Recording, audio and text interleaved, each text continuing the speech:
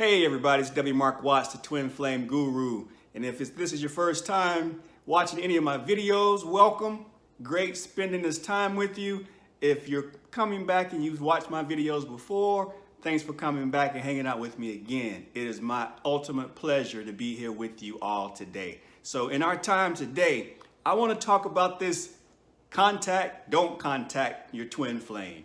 And of course, this applies to when you're in separation. Again, my word for it is silence. So over time, you'll hear me start to move away from the separation term and move more into the silence term, because we're never separated from our twin, regardless of what anybody tells you. But it's a common term and people understand what I'm talking about when I say it. So again, I'll transition, but for now, if you're in that place of separation / silence, then should you or should you not contact your twin flame? Is a big question for everybody.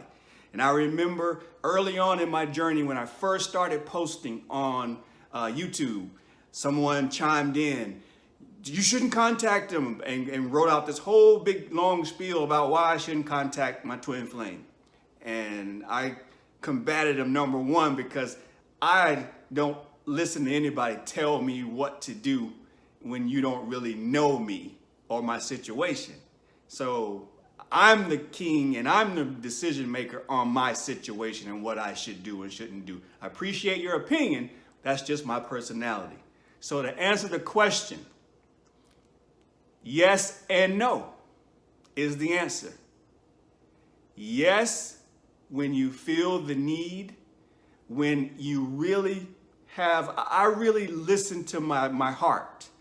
And it really has to make sense for me to want to contact my twin flame, because we are in the silence stage, and we have been for almost 16 months now at the time of this taping. So it has to make sense. It almost now has to have a purpose, and it really has to have a meaning for me to want to reach out to my twin flame to contact. And in our form of contact only is texting now. No calls, it's just a simple text here and there. So yes, if you feel the need, if you feel led, if you feel guided to reach out. No, when you don't. Honor the silence phase. If you're in this silence phase, it's for a purpose. There is a reason. And that's because you need to take that time for yourself to grow, to learn, to observe, to really start to grasp the breadth of this journey that you're on. So it's yes and no. And don't listen to anybody tell you how to maneuver and manage your own twin flame journey. All of our journeys are different. All of them ebb and flow differently. So there's no one cut rule that fits everybody. So anytime anybody says, oh, absolutely don't do this or do that, don't buy it.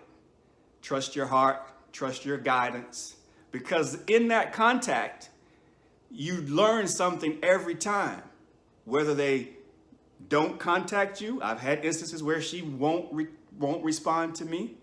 I've had instances where there's minimal response.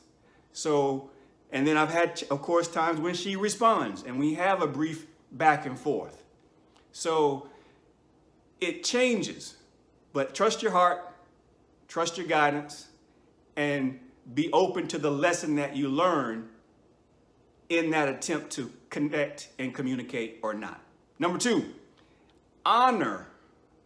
be honorable in your contact with your twin flame. What does that mean, Mark? When I say be honorable, be respectful, have dignity, have intention, have poise, have some clarity, have some levity, be smart, because again, your twin flame, if in fact this is your twin flame, and even if it's some derivation thereof, it's still a reflection of whom? You. We're all connected. So the way that you respond outwardly toward this person is the way that you're responding to yourself. And if you continue to put out negativity, meanness, shame, if you intend to inflict harm or pain, you're only doing that to yourself. You're only making your journey harder and longer and more difficult. So you've got to understand that this is a mirror effect. What's happening out there is happening in here. What you want to happen out there, you have to start with making it happen in here. So you start in here, making this feel good, making right choices for you, putting yourself in a space where you're happy and peaceful and ready. And then the world starts to conform to who you are. So be honorable, number 2. And number 3, and I want to read a brief excerpt from my most recent exchange, which was yesterday with my twin flame, is relish the moments, because that is one of the keys to this whole journey. That's one of the keys to life in general, which this journey is just a microcosm of life. We make it too serious, and we try to portion it out, and we make this thing such a huge deal, when in actuality it's a part of your life. So relish the moments, relish this journey, get excited about it, look for the lessons, look for the growth, because that's the key, is finding the growth, looking for that opportunity for growth, as opposed to looking for that person to come back to you, or that person to say this to you, or that person to do this for you or to you. Look for the growth. And then as you find that growth, you find the beauty. And the more you find the beauty, you find the union in yourself, the union of your divine masculine and divine feminine. And as you do that, man, the world becomes your oyster. So I want to close with a brief conversational tip, because it's going to drive home what I was just talking about. So in our brief exchange, pleasantries, I told her that I've been receiving a lot of downloads lately. So I haven't literally been not sleeping this week at all. I think the last 2 or 3 days I've had maybe 3 or 4 real hours of sleep. So like I take a brief nap during the afternoon, but other than that, I'm wide awake. I'm wired. So I told her, I shared that with her. And so she replied back and she said, trust the process. Trust the process. Now I just told you, look for the opportunities of growth. Be honorable, be respectful. And I thought to myself, that term, me as a coach and me as an eternal learner, that thing caught my attention. Trust the process. And I thought, what does that mean? When you say trust the process, when someone says that to you, what does it mean? It's ambiguous, right? And it could mean something to you. It could different. It could mean something to me. It could mean something totally different to her. And so the coach in me, and then the challenger in me, because again, my vibration is good. The union is building in me unbelievably now. And I'm challenging things. And I like to do that. It's a part of my personality. So I'm like, that doesn't sit well with me. You tell me to trust the process and not really say anything else around it. Number one, it's kind of a cop-out. You're taking the easy route out, but I'll let you off the hook. So I said, I've talked to many people who have used that phrase, trust the process, or some derivation thereof. And I've asked many people, including my mentors, what does that mean? So what does that mean to you when you say trust the process? I text her back. And a couple hours later, she came back, and here's her response. Not to make it too simple, but I think that is something, speaking for myself, she's saying, but I thought we, meaning me and her, were working towards from the beginning.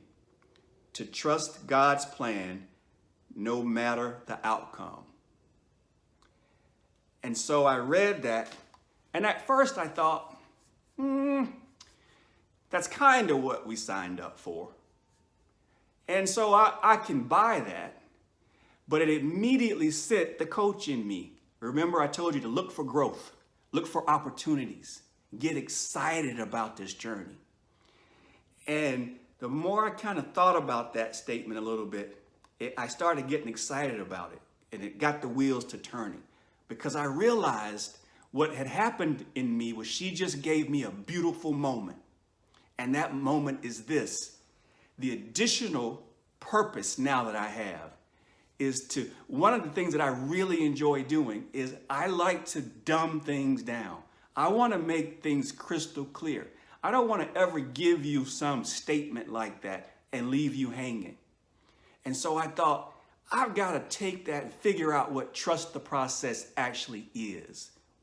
I know what trust is, but I don't know what the process is. And she wasn't willing to tell me about the process. And a lot of people don't want to tell you about the process. Well, guess what? I'm going to give you the process. Not today, but I'm working on hashing that out so that I can be crystal clear about what the process is. And so, again, she gave me a golden opportunity, because she gave me that phrase. It spurred me into motion, which takes me further into my mission, because I think that that is super key. Trust the process. What is the process? What do I trust? How do I do that? There has to be meat.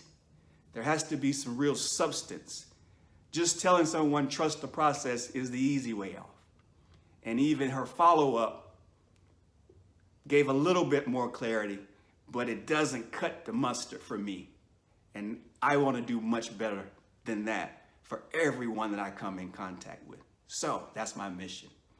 So again, just in rehashing real quick, 3 things to really do regarding contacting your twin flame during separation/silence is you got to be sensible about it. The answer is yes and no. Contact when you feel guided. Don't contact when you don't feel guided. Be honorable in the way that you manage and handle your contact, be it digitally, be it on the phone, be it in person. Be honorable always. And number 3, relish the journey, each opportunity, each communication, each lesson, each time that you grow. Relish it, get excited about it, because it's for your own benefit. It's all helping you achieve union. And that's where we are all going, and we need you to do it. And we need you to have fun while you do it, because I'm definitely enjoying the ride. Wasn't that way a long time ago, but now I'm definitely enjoying the ride. So until we talk again, hey, and if you think this is helpful, you like it, share it, do whatever you want to do with it. If you haven't subscribe, come hang out with me more, because again, I've got some great stuff I'm working on, and more stuff coming to me every day. I was up this morning just taking down notes from downloads that I was getting. So I am super pumped, super excited. We are going to enjoy this twin flame journey. We're going to have a ball. We're going to reach union, and we're going to change this world, because that's what we're designed to do, you and me. So take care, everybody. Look forward to talking with you again real soon. Peace.